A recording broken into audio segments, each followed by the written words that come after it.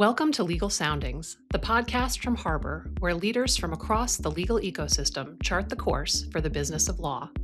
Whether you're navigating change inside a law firm, leading legal operations in-house, or building the next generation of legal technology, Legal Soundings is where insight meets action. Hello, my name is Jeffrey, and I'm a managing director at Harbor Global, and I'm here today with two of my favorite people to talk about something that's near and dear to our heart, which is adoption. So let's say hello to Magdalena and Evette. Evette, would you please say hello? Hi, Jeffrey. Hi, Magdalena. I'm Evette Pastoriza, and I'm the CIO at Mayer Brown. And Magdalena. Hi, Jeffrey, and hi, Evette. I'm Magdalena Suder. I am the Director of Clients, Markets and Growth Operations at Ashurst.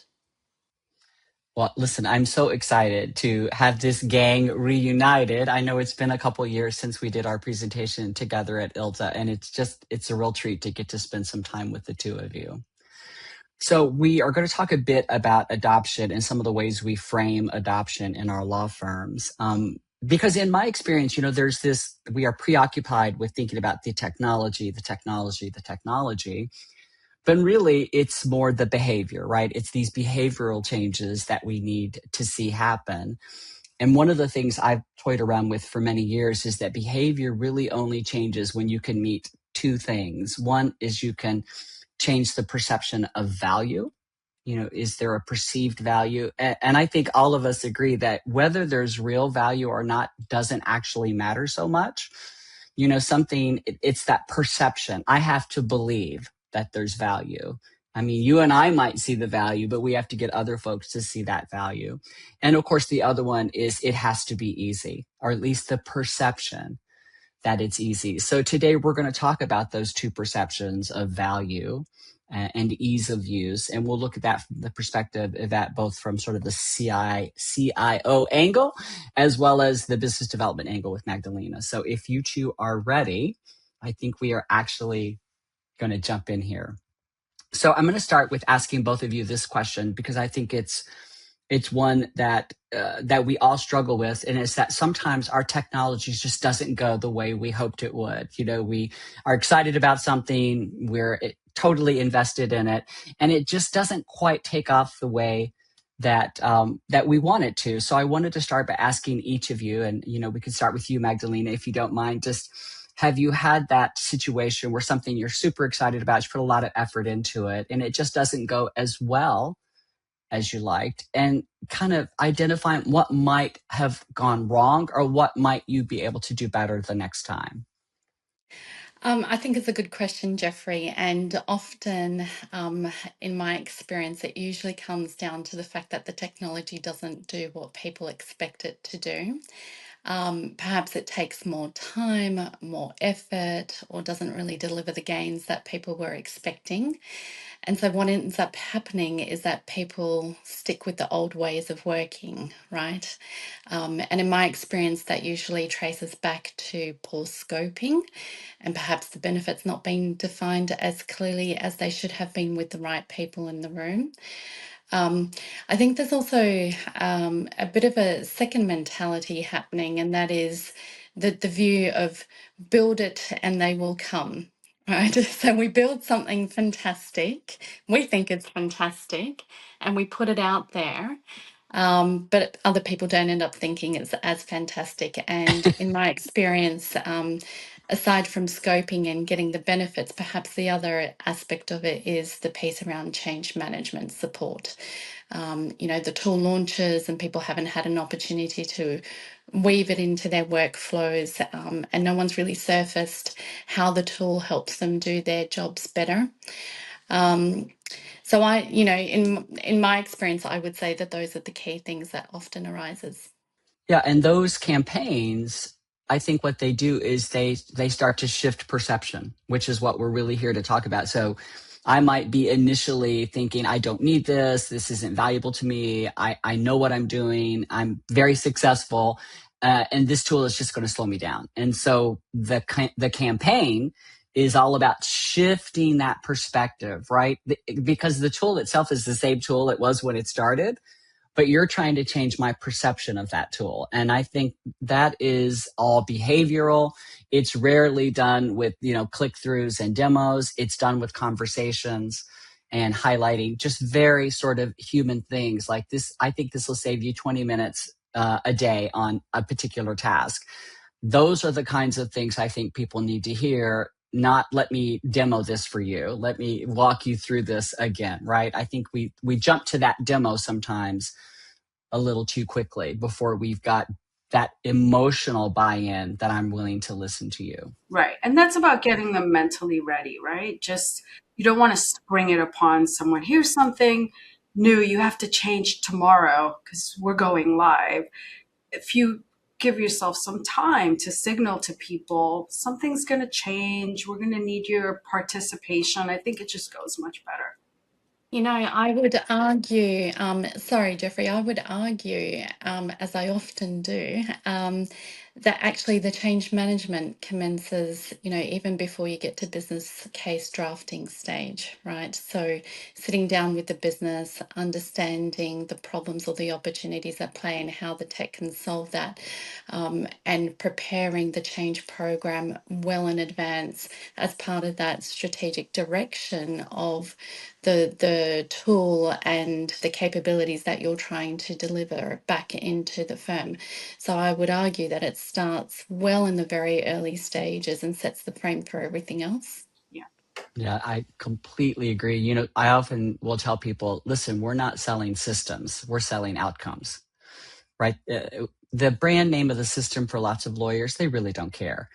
They care about the outcome. What will this allow me to do that I cannot do today in a way that's better for me? It's great if it's good for the firm. That's great. But it's really good if it's good for me. That's what really matters to me. I mean, that's basic human condition. We care about what's in it for me.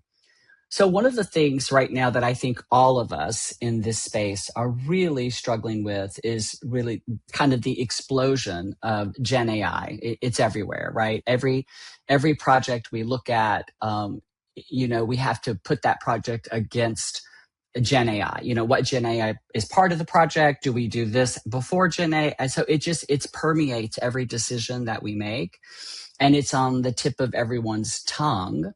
And that it seems to be one of the very first things I can remember in my long career that has the built-in perception of value, that people assume it's valuable, even before they know much about it. They have this idea that, yes, we need this. That's rare that you have lawyers coming to you saying, how can we get this? How can we get AI into our practice? And we are seeing some of that developing. In your two firms, are you seeing that sort of that push or that desire to get very active in AI? Yeah. Yes. If a look says 1,000 words, just like, yes, we are. Yeah. I think there's an acceptance that it's not optional. And I think that is a really big shift. I think technology adoption, other than to do the, real core aspects of your job, was relatively optional, and you could opt out. And I think there's a growing understanding that even if you don't want to, there's really not an opt-out option this time around. Yeah, I would agree with that. AI is so unique in the sense that the awareness, the interest, and the expectation is already there before most firms even started piloting it. It has such a high public profile that whether or not you're using it, you're already hearing stories about how it can transform your work and also how it can go wrong. So I think that's a very different starting point from most technology rollouts that we've seen in the past. Yeah, and that's a really good point too. I mean, the awareness, you're not fighting to raise awareness about this at the level that you might have been in the past. It's in the news, it's in the paper, it's in commercials. I mean, it is everywhere. And it has transcended, it's not just in your business, it's in your personal life, it's in your kids' school, it's on your phone, it's in your computer, it's showing up in the applications you use every day. It's everywhere. And I think that's absolutely really everywhere. different than anything we've ever dealt with before. Have either of you felt, or both of you begun to feel, that other initiatives that are also very important to the firm, whether it's a new matter intake or it's a change in your BD or your CRM, that there are other things that matter? They're really important to the way we run our business and the way we run our firm. But it's so hard to get those things the proper attention they need because they don't have necessarily that built-in perception of value the way AI does. Have you run into that? Like, how do I convince you that this also matters, even though it's not nearly as sexy as AI? It is really important to our firm. Have you run into some of that with AI almost taking over the total mind share of our lawyers? Yeah. I think that's definitely true. But the reality is that almost anything you're doing will have an AI component to it. And there's a way to create that relationship between the things that you're doing that may be more operational, and as you said, not as sexy, but how AI will eventually be, combined with it, or maybe it has an AI layer that comes along with it. I mean, we're really seeing that almost in every piece of technology that has traditionally been present at the firm. Everyone's, in the race. Everyone's trying to enhance their products for value delivery in the AI category. So is it a fair statement to say that one way to build the perception of value, because I think this is what I'm hearing the both of you say, and I agree, one way to build that perception of value case as you're in this awareness stage for new tools is to sort of hook your wagon to a bit of the AI star, if you will, like to, when in change management, we talk about identifying bright spots, what are the things that people are drawn to in a new technology or a new platform, a new process. And it sounds like one way we might have some built-in value perception is to really talk about the AI embedded in some of these tools that we don't think of as AI platforms. Is that a fair statement? Yeah. Absolutely. I think it opens a new door. All right. So I like that. I love that idea of this is what you're really, excited about. So let me find a way to connect to that so that I can get you excited about something that I'm excited about and that I think is really important for the long-term growth of the firm. So beyond that, are there other ways that in things that maybe are not quite as exciting as the latest and greatest AI tool or the AI-enabled tools, are there other ways that you have tried to build and change that perception of value? Is it through interviewing? Is it through focus groups? What are some of the ways that you can really build your use case, if you will, and change my perception, if I'm the lawyer, that no, this is something that is worth my time? Do you have any tricks of the trade you'd like to share? I think I always think, how does this, extend to client service? How that's a lawyer's primary, desire, right? Serving their clients and doing so well. And so really thinking through, how does this extend beyond just the work that he's doing, but the work that he's doing for the client, or she's doing for the client. So I think it's really helpful to think of it from that perspective as well, and tie that story in if you can. Yeah, that's great. Shift it right, drive it right into the workflow. In other words, just the actual workflow. Magdalena, I know that you and I have worked on some pretty tough sales in the past, trying to get engagement with lawyers. What are some of the things that you have done in your career to sort of help drive and build that perception that there's value in something that maybe it's not that I'm against it. It just might be that I truly just don't understand it. I don't really understand what I'm doing here. Look, I think it has to start with some kind of linkage back to the objectives that the firm is trying to achieve, right? So if you can make that connection point as to how the technology is helping to deliver on the strategy or the objectives of the firm, then that's a really good start. I think it's then important to ensure that management and leadership understand that bit, because it's less about the tech and it's more about the value drivers or the outcomes, as you said earlier, Jeffrey, that the firm is trying to achieve. And, leadership are always focused on value drivers such as growth, profitability, efficiency, managing risk, brand, reputation. And if you can make that connection to those value drivers, and they get it and they understand it, then they're likely to endorse it. So I would always say that that's got to be your starting point. But then comes the piece around how do you make it relevant to people, right? And I think you alluded to this in the opening remarks.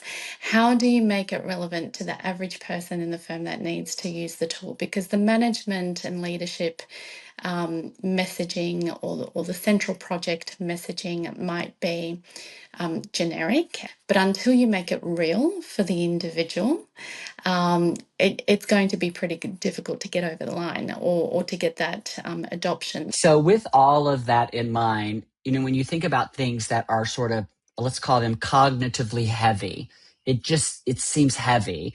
What are some of the ways that we can overcome that perception that something is difficult or time consuming, or maybe just not, even though we see that it's really cool, I just don't have the time to invest in learning how to do it?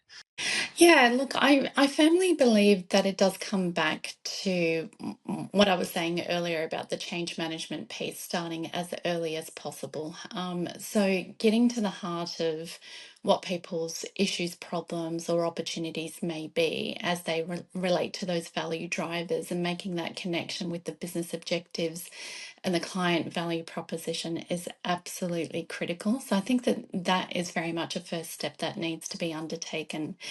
And Jeffrey and Evette, as you would know from your experience, sometimes the complexity is real. It's genuine, right? We know that sometimes the tech can be clunky, it can be unintuitive, it can be difficult. But sometimes it's also a bit of a misunderstanding in terms of what the tool can actually do, or rightly so, there needs to be an adjustment to existing workflows. And if those workflows are firmly embedded and people are hesitant to change because they see the tech as being, causing some friction, then that's understandable. But I do think one of the things that helps is having the right environment and the right culture in a firm, which does enable people to take time out and to relearn or to experiment. And I think that that's really important. So as we're considering tech rollout programs, I think it's really important to give people an opportunity to try it out, test it, pilot it, understand how it can support them, and to, hopefully potentially overcome some of those genuine or myth-like concerns about the tech being difficult or challenging.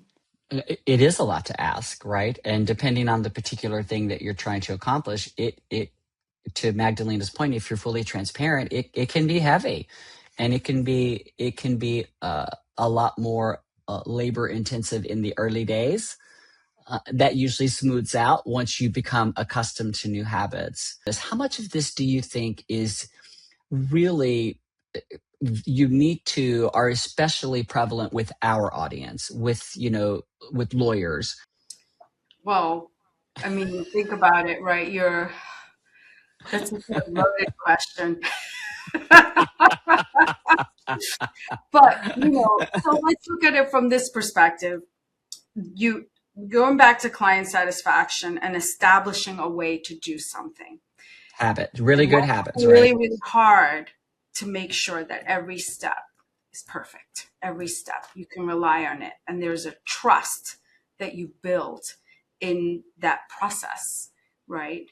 Even when I may be able to demonstrate to you through a demo, through a good demo, that we can improve that process, I still need you to break with the trust that you built very carefully, very thoughtfully for the outcome that you're gonna have if you follow your process, because you have followed it many, many times successfully.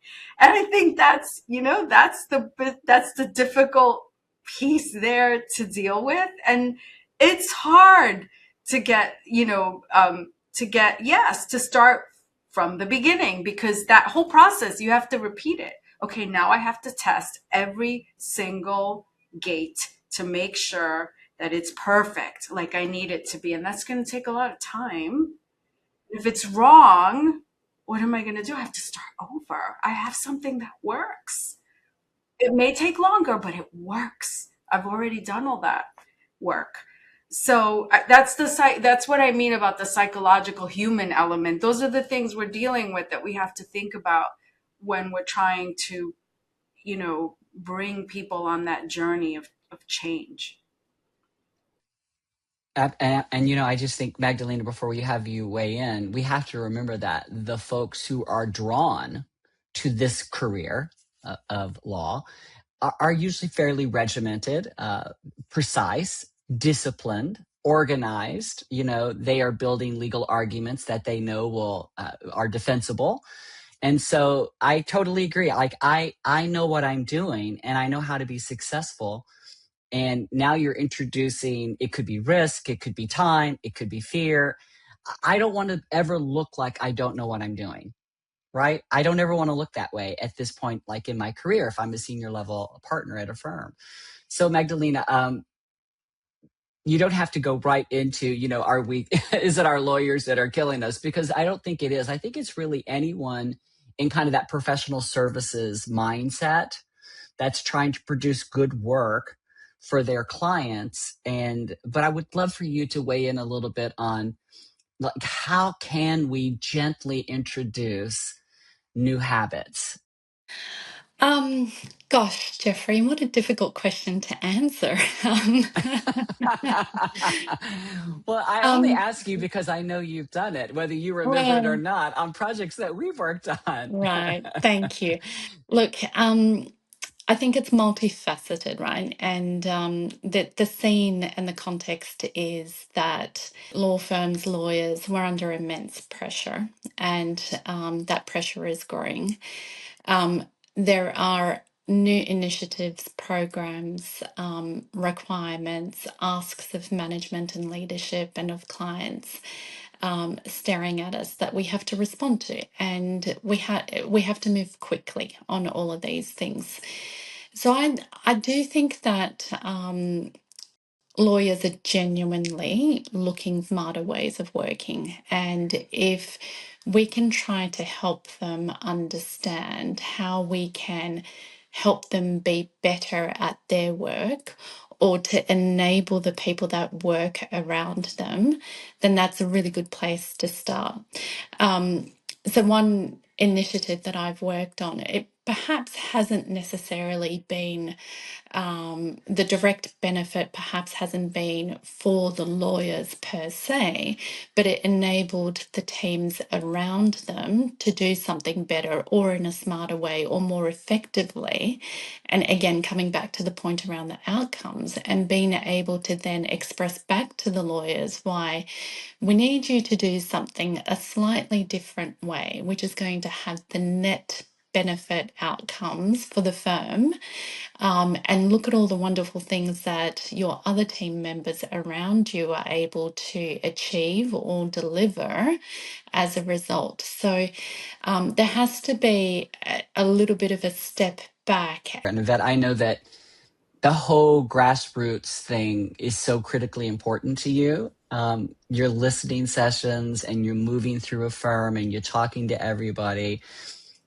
And I think that that's one way, maybe to tie in with what Magdalena says, you might uncover what those three things, if you don't know yourself what those three things are, that the top three things that is something is going to benefit, I think your sessions where you talk to everyone is where you might uncover what those are. And you may think, oh, it's a little bite, it's not really going to move the dial. It does. Even if it moves the dial just a little bit, next little bite moves it a bit more, and before you know it, you can pick up some pace. People have really come around, right? So patience and understanding people's tolerance for, depending on what it is that you're trying to achieve, right? People's tolerance for what's going to be required.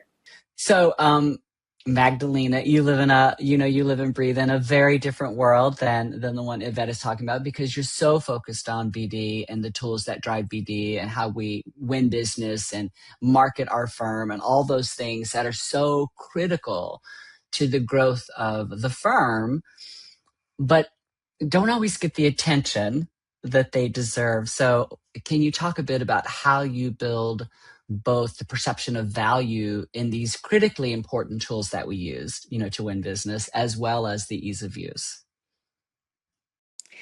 Yeah, so Jeffrey, look, I think it's so critical to get the value drivers right in any kind of tech initiative, irrespective of where that tech sits in the business. Ultimately, what we're trying to do is to ensure that we're delivering on the client expectations and experience in some way. And then it also then comes down to those other drivers of value. So whether it's minimizing risk, improving efficiency, enhancing the brand and the reputation, or attracting growth and revenue. And, sometimes with risk, it also comes down to what's the risk of not taking the technology on and moving. So I think it's really important for all functional areas, but we certainly see this in the BD and marketing space, to try and align what you're trying to deliver ultimately with those drivers of value, because that will in some way connect with the overarching strategy and objectives of the firm. So I think good change management really reframes the conversation so that people understand that the adoption is in some way benefiting the firm. I guess my three key takeaways or areas of advice to others would be, when embarking on any kind of tech rollout and thinking about it from a change management perspective, particularly in the BD and marketing space, is always take time to first diagnose the issue, the problem or the opportunity, understand the stakeholders, get to know their barriers to adoption, and make sure you really do it on a stakeholder by stakeholder basis. The second is design, so tailor your communications and your change program around those specific needs that you've identified, and connect to how the technology is going to address those problems, those opportunities, or those barriers. And then the third is sustain. So once the tech is rolled out, and to ensure that the novelty doesn't fade, ensure that we have champions in place, advocates who will help support localized programs, make sure you measure the adoption, and make sure it's an iterative process. Don't stop. That feedback loop is so critical to ensuring that the tech is not only adopted but embedded across the firm. Thanks for listening to Legal Soundings. Subscribe for future episodes. You can find us wherever you get your podcasts. To learn more about Harbor's work across law firms and corporate legal departments, visit harborglobal.com.